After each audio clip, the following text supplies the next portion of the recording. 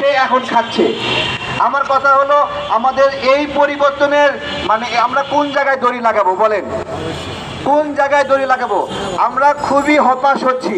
আমাদের কাছে একটা খবর এসেছে, খবর হলো আমাদের জ্বালানি উপদেষ্টা, বিদ্যুৎ জ্বালানি উপদেষ্টা ফজল কবির খান, তিনি ওনার কাছে সিপিডি থেকে তথ্য চাওয়া হয়েছে যে গত 6 মাসে বিদ্যুৎ জ্বালানি ক্ষেত্রে কি কি ঘটনা ঘটেছে, কি কি চুক্তি হয়েছে, কি কি আপনার হলো ডিল হয়েছে, এগুলো তথ্য দেওয়ার জন্য।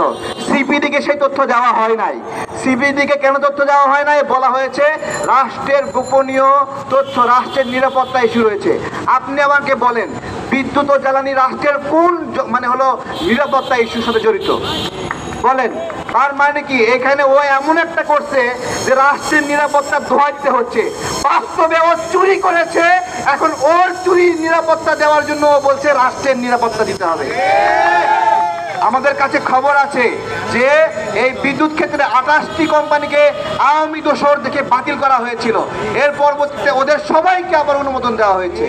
আমার কথা হলো, কি এমন মিরাকেল হলো যে সবার লাইসেন্স বাতিল করে দিলেন, আবার সবাইকে লাইসেন্স দিলেন?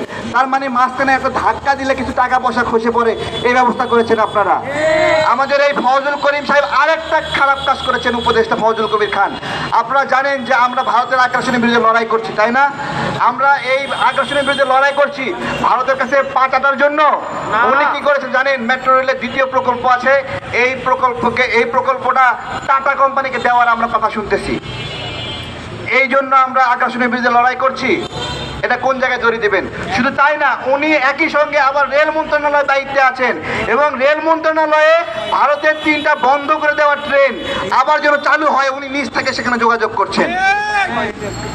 আমরা বলেছিলাম রেল ট্রানজিট আমরা যেতে দেবো না, আমাদের বুকের উপর দিয়ে যেতে হবে, উনি সেই রেল ট্রানজিট চালু করার ব্যবস্থা করছেন।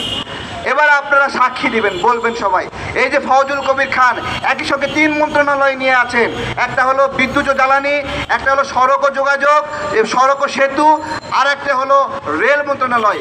এইরকম একজন ব্যক্তিকে, যে শেখ হাসিনার সময়ে তার বউ এবং মেয়ের নামে কোম্পানি খুলে ব্যবসা করেছে, বিদ্যুৎ বিষয়ক ব্যবসা করেছে, সেই কোম্পানিকে নিয়ে এসে উপদেষ্টা বানালো, পরপর 3টা দপ্তর দিয়েছে। আমার কথা, ডক্টর ইউনূস স্যারের কাছে আমার প্রশ্ন, তার যোগ্যতা কি, কি কারণে তাকে 3টা মন্ত্রণালয় দেওয়া হলো? শুনেছি ওনার বাড়ি চট্টগ্রাম, চট্টগ্রামের ভাইরা রাগ করবেন না, চট্টগ্রামের হইলেই তাকে 3টা মন্ত্রণালয় দিতে হবে, তাহলে তো এটা তো আর একটা খারাপ কাজ হয়ে গেল। আর আমাদের স্বাস্থ্য মন্ত্রণালয়ের উপদেষ্টা ম্যাডাম, তিনি শপথ করেছেন ওইখানে বিএনপি জামাতের লোকদেরকে উনি ঢুকতে দেবেন না।